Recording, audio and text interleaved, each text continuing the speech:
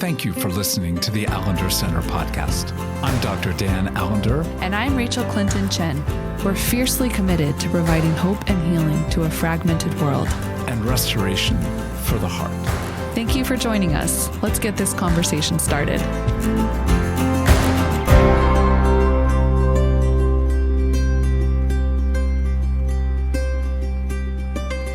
Well, it is a delight to be with a friend of a dear friend, and Pete Wehner.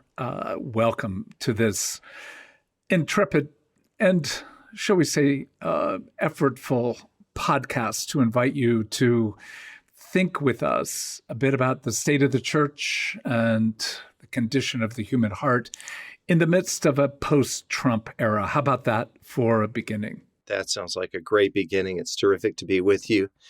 Dan, I'm a great, long-time admirer of your work. So is my wife. So I'm just thrilled to be on with you and to be in conversation with you. Well, it is equally, if not more so, an honor for me. And I'm going to introduce you for the few in our audience who may not know your name. But let me just say, as a beginning, what I've noted about your writing and your speaking is that you're a man who loves language, loves words, loves truth.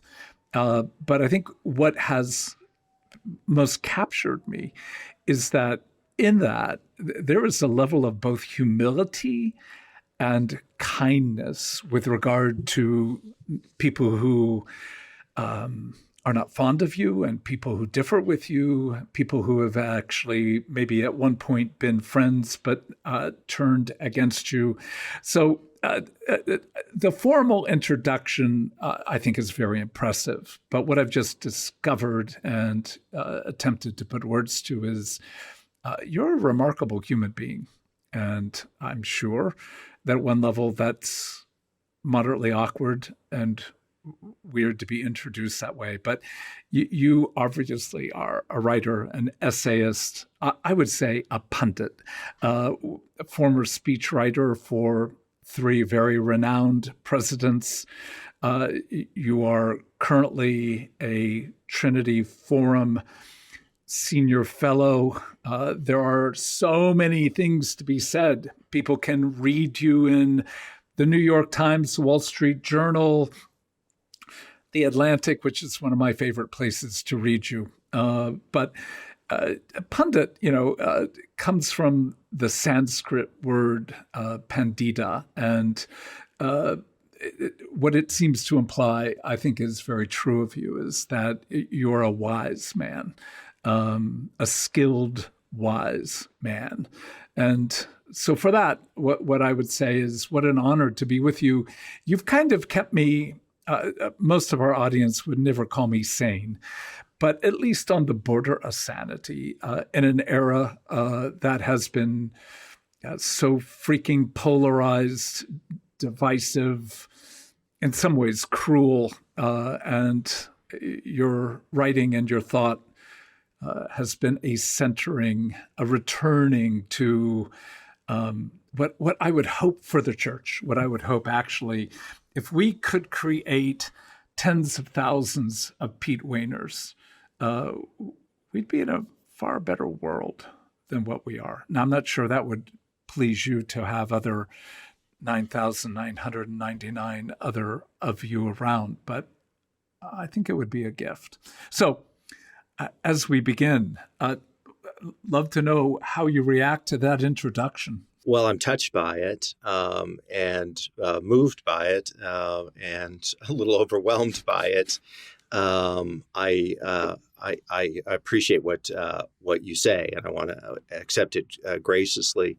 Like everybody else, I'm a fallen person and have my struggles. And I think to the degree that I reflect any of the things that you said, it's because of the people that have walked the journey with me and who are the models in my life, and that I've imperfectly tried to mirror in terms of their sensibilities and their outlook, intellectual, theological, personal.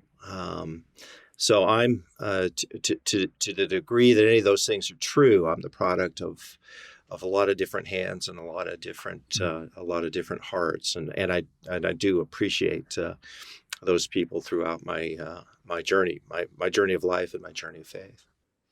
Well, I discover that introductions are one of the more awkward portions of any conversation, especially to an audience that may have read you, but a lot of times we read without actually knowing the person behind the words. And, I would imagine that you have been referred to as a pundit. And how often do you get the appellation of a very wise man? Once in a while, but I get other appellations too. I promise you that. I'm somebody who's, who writes what's on my mind and heart, and I write in the realm of politics, and the realm of faith and theology, realm of culture, which are meaningful to me, but it can also be contentious territory as well.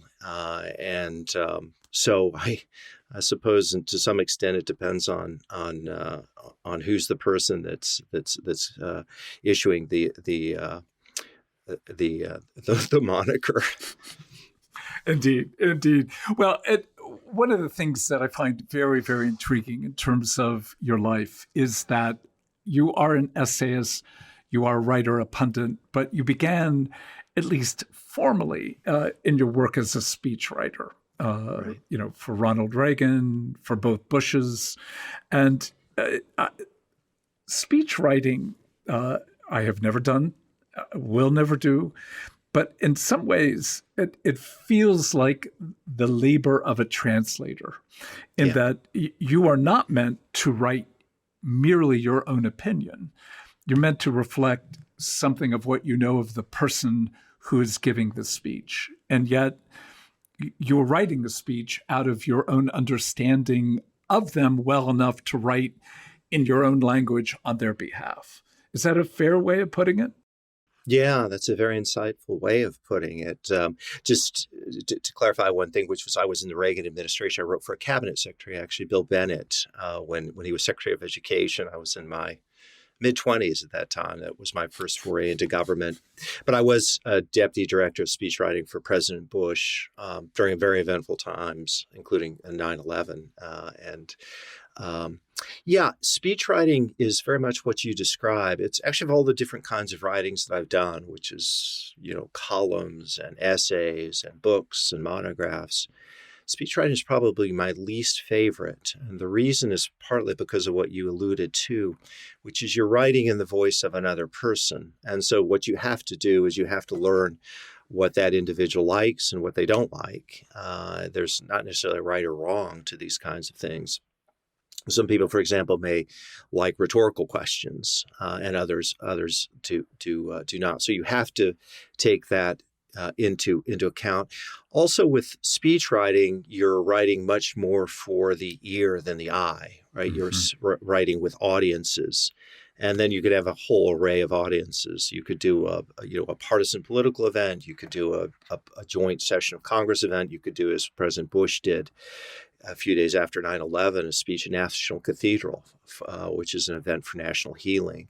And so you have to take that into account as well. And then there's just the whole speech writing process, which certainly if you're in the White House, you're getting input from all sorts of people in all sorts of different offices. And as you said, you're a translator. And so if you are getting input from policy experts on speech writing, they know their subject, but they're not necessarily very good at translating their expertise in accessible language to the public. And you as a speechwriter have to be that translator. You have to have integrity when it comes to conveying accurately what the policy is and what they're trying to convey, but you have to do it in language that ordinary people can hear.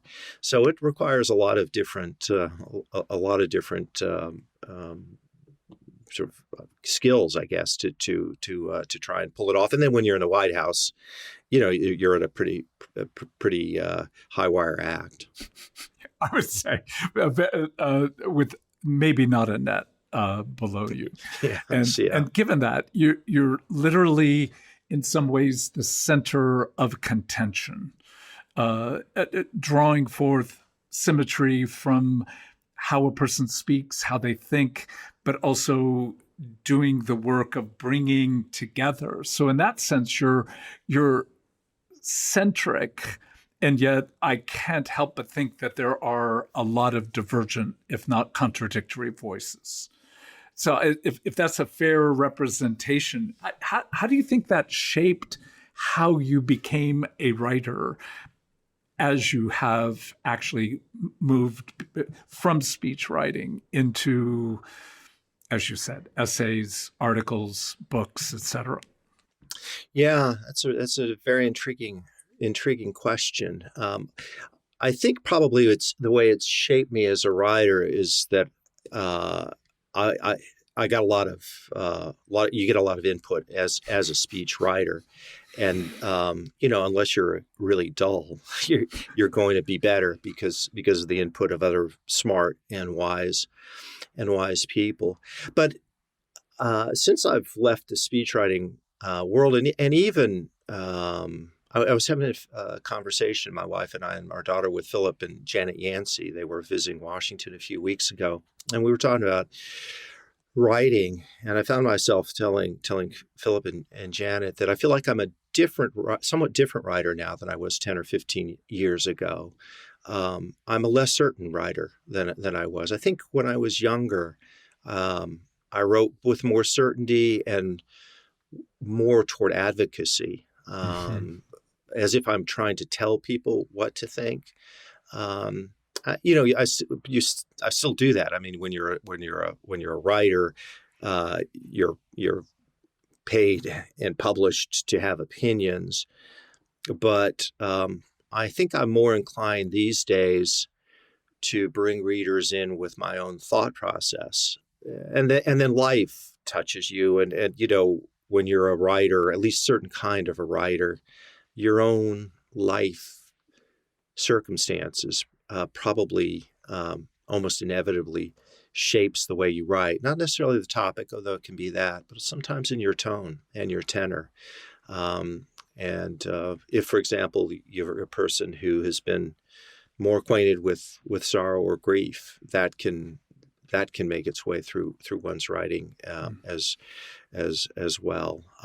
So it's a fascinating process, the writing process, and what eventually emerges is, partly a product of the mind and partly a product of the heart. Yeah, I love that. Let me quote back to you what I'm hearing you say through a section of your book, Death of Politics. You write, "Too often we tend to deny to those with whom we disagree any benefit of the doubt. We assume they see facts, events, and justice just as we do, which makes their differing conclusions very nearly inexplicable. This in turn makes it easy to characterize one's opponents as malignant, to think that only a cretin could hold views at odds with ours." And that's that intersection again. You are an opinion writer, you're a pundit, but nonetheless, there's a humility that somehow there isn't the exactness of this is the correct view, but a willingness to ponder, which is both compelling, but also in some ways dissatisfying for people who are wanting certitude and the confidence that they indeed are right. So I can't help but think that in some ways you disturb the left, you disturb the right in ways that I just find very, at least as I imagine, the effects of your writing. I find it very enjoyable to know that the kingdom is meant to disrupt everyone. Yeah. The kingdom of God is meant to disrupt me. What are you seeing as you interact? And I think one of the privileges of your job is you get to meet a lot of freaking fascinating people. So, what are you seeing with regard to where is the church? And before we end, because I know you are not merely positive. I believe that you are a deeply resurrection hopeful man. Like, what is it that we can begin to engender, to grow within us, to move toward, even if we don't have a skill or a job to write as you write, but to live as you live? So what are you seeing? Yeah, it's when it comes to the church, at least the American church today, what I'm seeing is, of course, a complicated picture, but it's in many ways a troubling picture. I thought the other way, Dan, that we have had scandals in a relatively recent time, which has visited and to some extent felled the largest Protestant denomination in the country, in the Southern Baptist Convention, one of the largest Christian universities in the country at Liberty, one of the largest apologetics ministries in the world, Ravi Zacharias, one of the most popular contemporary Christian music groups, Hillsong, not the singers and musicians themselves, but the churches that from which they came, and one of the largest and most popular Christian camps in the country, Kennecott. And then you add on top of that the way that I would say the white evangelical church has conducted itself in politics over the last half century. We've seen the rise of this Christian nationalist movement, which is often violent or sometimes violent. We saw the manifestation of it in January 6th. So there is a lot that is happening that is really unsettling, I would say, and to a watching world, particularly a watching world that itself is not a world of faith. This is tremendously discrediting. I think especially to young people, but not only to young people. And I just feel like those of us who are followers of Christ, and particularly other leaders of the church, need to name that it's going on, and think deeply and carefully and prayerfully about what is happening, why is it happening, and what we have to do. Now, having made that sort of indictment of the church, it's of course a complicated picture because there are countless Christians that in our country and in the world whose lives have been redeemed and made fuller and more whole, who are agents of reconciliation and grace. I've been the product of those, as I was alluding to earlier, and I would never want to deny that. So those things are happening all at once. But I did an article for The Atlantic back in October called "The Evangelical Church is Breaking Apart," and I started with a supposition that the American evangelical church was fracturing, and I reached out to I would guess probably, I don't know, between 50, 60 pastors and theologians, leaders of different ministries, to ask for their thoughts on that.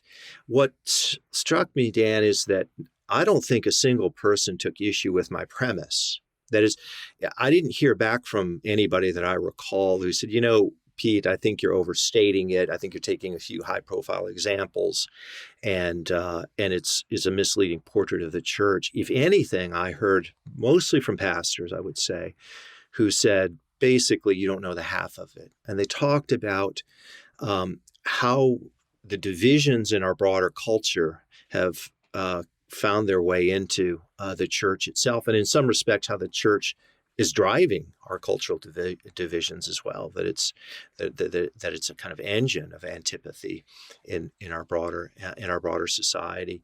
And this is not just political, though often it is political. But there's a temperament or a disposition with people within congregations of sort of divisions and acrimony and agitation that seems to be happening, and it's really complicating the life of pastors and making it difficult. So that, I think, is just a reality. And as I said, I think it's important that we name it, not that we avoid it or we create a kind of Potemkin village Christianity.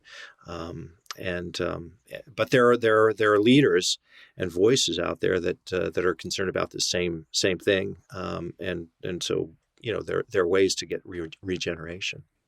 Well, let's use two different categories. Scandal is different than just a stance of antipathy, and right. that you speak about in your book about the reality that populism is in so many ways driven by both fear and hatred. And in that intersection of fear and hatred, you have some of the strongest structures for human motivation. And, the only thing I might apply as well is that when there is fear and hatred, underneath it is the constant fear of shame. Yes. Like you step outside and you will be shamed by those who hold the power to be able to announce whether or not you are in or whether you're out. But as you look at those two worlds, scandal that has gone on in the Southern Baptist Church at one level for not just the recent past. I mean, in some ways, you look at the history of how the Southern Baptist Convention was formed in the context of ultimately supporting slavery. And even though there's been a renunciation, the actual origin story is a long history of attempting to cover over something that is egregious and vilifying the dignity of the human condition. So at one level, yes, but you're looking at so many different institutions that have covered over the level of human brokenness, but then a stance toward others, which then demonizes, like we're denying what's true of our own self, and then we demonize others. How, in the name of God, did we get here? Yeah, it's a very good, elegant description of what's going on. Unsettling, but I think accurate. How did we get here? It's such a complicated question. I'll tell you one thing that has struck me more in recent years than in my earlier years. So I think I was aware of some of what was going on in my earlier years too. Is I think a lot of this comes down to core identity. I think a lot of us who are followers of Christ say that Christ and Christianity is core to who we are, and we really believe that we want to believe it's true, and we do believe it's true. I think in reality that there is a lot more that is going on, and you'll know more about this than I do, just based on your own work and writing and reflections. But each of us is the product of so many different things that we're often not consciously aware of. Our family of origin, the communities that we were brought up in, the tribes within which we live, our race, our gender, the country in which we live, the era in which we live, and all of those things go in to shape who we are. And then we're also products of our temperament and our disposition. Mm-hmm. And then we, I think, take Christianity, faith, the Bible, and we engraft it on those things. And we, in a sense, think we're sanctifying them. But what's most core is not necessarily faith itself. It may be cultural identity. It may be a political identity. It might be a sociological identity. And Christianity is a kind of veneer or something that's secondary. But the way we process as a people of faith is we think that it's Christianity that is core to who we are, and that's the interpretive lens. And we think we're faithfully applying these things, and that leads us to do proof testing of the Bible. And so I think part of it is that. I think part of it is what you alluded to, which is fear. I have a sense with a lot of people of the Christian faith these days that there's an almost existential fear of what's happening to our country and our culture. And when people feel that degree of fear, it can catalyze a whole series of destructive emotions. Yeah. And it can also lead you to very dangerous moral and ethical alleyways in which you begin to suspend the normal rules of human decency and conduct because you say this is a crisis, and we have to win this. And then I would say on top of that is the sense that we have to win in the name of God. That is that there's a feeling that God's purposes depend on us succeeding. And of course they don't. But when you think that that's what's happening, you move almost immediately into this mindset of the children of light against the children of darkness. And all of those things, I think, together can push people who do want to follow Christ and who would say they love Jesus and in fact do in important ways. But it can lead them into all sorts of areas. I mean, I struggle with this too. I'm sure that there are these areas that I'm blind to, and that I think in some respects I'm sort of detached in what I'm seeing, and I'm seeing Jesus in the Bible the way that you should and that others should. So seeing those blind spots in others is pretty easy.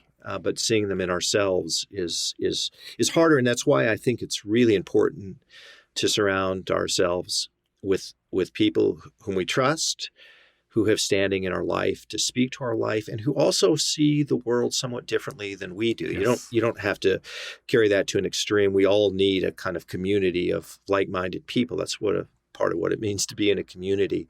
But we also need people who have different angles of vision than we do, and can help us see things that we would otherwise not see. So as you think about what you would hope for, I've dreamt that we could multiply you 9,999 times. What do you envision with regard to your own life, your own world, but as well you write for all of us who are willing to at least engage an opinion within that realm of openness to multiple views, and yet with convictions that actually are disruptive, as I've said, to both often the left and the right. Like, what are you hoping for, and what are you working toward? Yeah, I think, part of, what I do when I write is just to write what's on my mind and heart in any given moment. So in some respects, it's not that strategic. It's what do I see or feel and I feel that I want to kind of share that. So part of it is that. I would say in the realm of some of the things we've talked about, maybe to convey that sense of what's happening and what we can learn from others, the kind of epistemic humility that's important. Why certitude itself is not always necessary, and not always called for. And I would say, in terms of my faith writing, because I've written, I would say probably 15 essays for longer op-eds, but 1,800 words or so, reflections for the New York Times, just on faith. That is not on the intersection of faith and politics, but on the resurrection and the crucifixion and the incarnation, and where's God in the midst of pain, and what is grace, and why did Jesus use parables and questions in his discourse. And for me, I'm trying to explore some of these questions and to convey a certain understanding that I have of faith, because it's most central to my life. And I do feel like in many respects that faith is not being conveyed in the public arena in a way that aligns with how I understand it. And so I hope I'm able to write in a way that people, even who are not themselves people of faith can hear it, and it somehow has resonance with them. Just as an anecdote on that, when I did this piece, "Where's God in the Midst of Pain?" I was struck by the number of people that I heard from over the transom notes. I mean, I got hundreds of notes, and how those people shared their own stories of pain and grief. I heard a lot of stories about individuals who had close relatives commit suicide, for example, and illnesses. And again, these are people that I didn't know. And I was struck by how, if people feel like there's a listening ear out there, they want to tell their story, and how many of our lives, so many of our lives, in some respects, probably all of our lives, are hidden in shadows. And I don't mean that when I say that hidden in shadows, I don't mean scandal. I mean struggles and pain and sorrow and grief. We feel like, well, we've got to make our way through life. I don't want to burden other people and so forth. But those things exist, and they're important to process. And so I think, and again, you would know this much better than I would. And your healing touch has gone out to many more people than mine. But I do think that, when faith is framed in that way or understood in that way, I think it's just a very different thing. It's certainly, I think, a more inviting community for people to be a part of, because I think part of the problem is that what we say our faith does, and often how the church acts, is at odds. And when that happens, people aren't going to join a club if they think it's a moral freak show, and that there's just too much of that that's going on. Well said. Yeah, I think that just brings me back to those two categories of if we're scandal-ridden, and on the other hand, we have a posture that is so antithetical to the life of Jesus, living out fear of the other and turning what we fear into the other that we then demonize and hate. Yeah. Again, I think even a very cursory reading of Scripture leaves you in a position of, well, if this person is my enemy, how do I love them? And if I'm operating out of fear and hatred, it's hard to define that as a reflection of something of the character of Jesus. So I think that sense of you keep calling worlds that often are so disenfranchised from the gospel, in part because of this salacious but also seditious commitment to annulling and destroying the other. You just know that there has to be somebody who's inviting us, like a Tim Keller, in the context of the community, the ecclesia. But you're more in the realm of Chesterton, Muggeridge. Is that fair to say?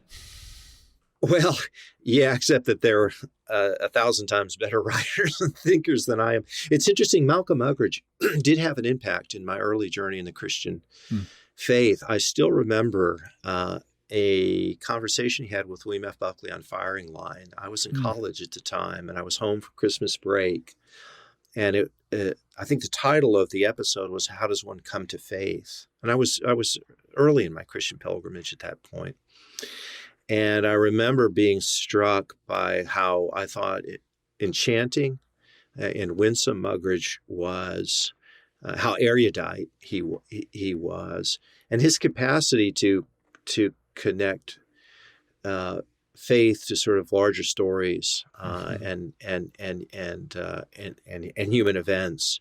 And I remember thinking, gosh, this was a powerful voice. It was funny. I remember actually one part of that interview, and it was Buckley was talking about how you couldn't at a dinner party mention Christ. He said you could get away with it maybe once, but if you tried it a second time, you wouldn't be invited back because you would be labeled a Christer and everybody would roll their eyes and so forth. And I remember Muggeridge taking gentle exception to Bill Buckley and saying, you know, Bill, I haven't done this often enough, but the times in which I've done it, I found that it actually invigorates and inflates the conversation rather than deflates it, because the topic of faith is touching on the deepest things of human life and human meaning. These are my words, not Muggeridge's. And Buckley kind of took exception, and I thought, well, these are two individuals who see faith in a different way and talk about it in a different way. And I thought the way that Muggeridge was getting at it was inviting. And Muggeridge was also just a beautiful, beautiful writer, and so I fell in love with his with the elegance of his words. Well, obviously, I know neither of them, other than the experience of reading and also occasional glimpses, in recorded history. But I think I would rather have a glass of sherry with Muggeridge in a way that, though I'd be absolutely intrigued to be in the presence of Buckley, I would keep my mouth shut. Listen, learn, but there would not be an invitation for conversation. The fact that I might have 2 or 3 gifts, talents, and he is gifted with 10 or more. I did not have the sense that Buckley, when he spoke Christ, was revealing Christ. And again, no judgment of him beyond just that sense data. But, to go back to that question of, I will differ with you with regard to your writing, but I think you are a humble enough man to question being in that set of luminaries. But you do play that role in the context of our culture.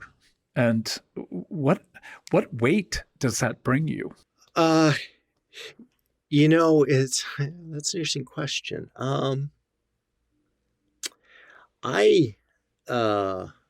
The first thing I should just kind of admit is I feel like, as I said earlier, I'm the product both of a lot of different people and a lot of breaks. And, I look at other writers and I just feel like including other columnists, and I feel like I'm just not in that category. And I'm not saying that as a false humility. It's just sort of how I'm kind of wired. And the way I think I view writing is I just try and put things into words that I feel like have meaning to me and might have meaning to other people. And I know it's not going to have meaning to a lot of other people. All right. We reach people on different frequencies. Mm-hmm. And some people may read me and they may feel like, oh, that resonates with me. And others would read me and think, no, that doesn't interest me, or that person's mindset is different than mine. You just don't speak to them. But I hope I'm able to, offer some degree of enlightenment, a bit of enlightenment, and maybe nudge the needle somewhat along in the right direction. And I hope I stay on the right side of when it comes to staying away of ad hominem attacks, or to personalize it. I mean, there are issues in which I have strong convictions, and as anyone who's read me would know.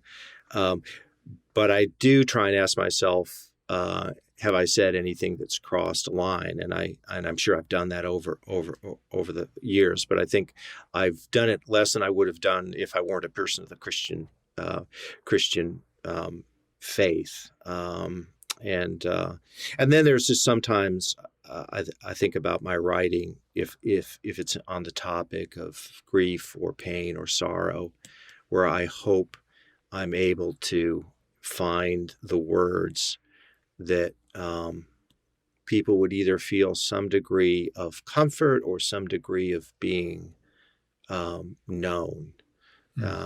Not that they're going to be life-changing, but you know this as a writer, and also just in terms of your profession. If you feel like you can be something of an agent of healing or understanding or reconciliation, help bind up somewhat somebody's wounds, however you do it, whether it's words spoken or words written, actions that you do, leaning into people's lives, that matters, and it matters because we know it matters when we're the recipients of that.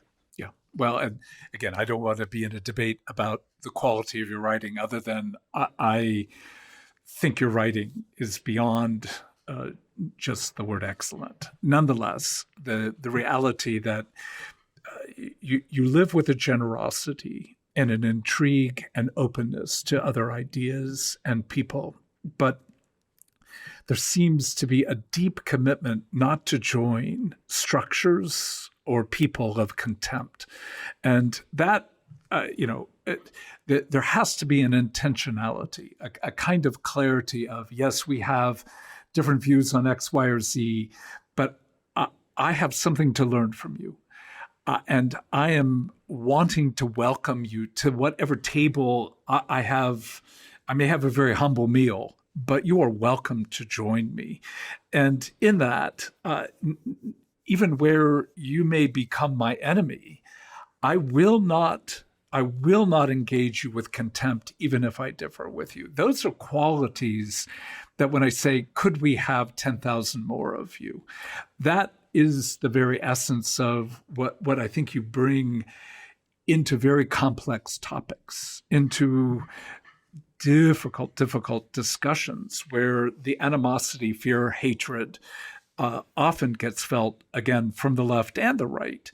So I think in that generosity, your welcoming is what I would say I read when I read Muggeridge, when I read Chesterton. Maybe Chesterton a bit more playful, cynical, but nonetheless still compelling in that sense.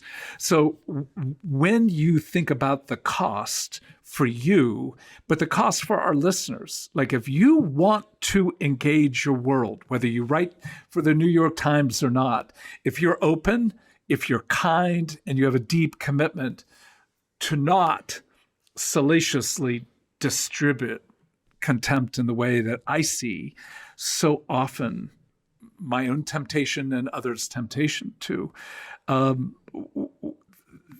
there's a cost. And just before we end, what is the cost? And what is it that you would invite our listeners to engage in order to become that? Yeah. In terms of the cost, I would say just here, speaking autobiographically, for me, there's probably been a cost. I don't think it's a huge cost, but it's been a cost of a community that I was a part of, because I was a lifelong Republican. I'd served in 3 Republican administrations, and that was the world that I had known, and so many of my friends and community were a part of that. And when I broke with the Republican Party during the Trump era, because I just felt like I couldn't be a part of that, there was a cost to that. It wasn't an overwhelming cost. I was able to find communities with other writers too. And honestly, Dan, just as it related to me, I think if you had asked me in the pre-Trump era to identify the 20 or 25 people that I felt like knew me best, cared for me most, and the people that I respected the most, and if I had canvassed them, I think the overwhelming number of them would have been disappointed in me if I'd have taken a position other than I had. that would have been a much higher cost, Yes. to me than feeling like you're on the outs with the party, or you're being criticized, for taking this stand, or that. But I also agree with you, that this is such an angry time. There's so much antipathy, dehumanization of other people going on that,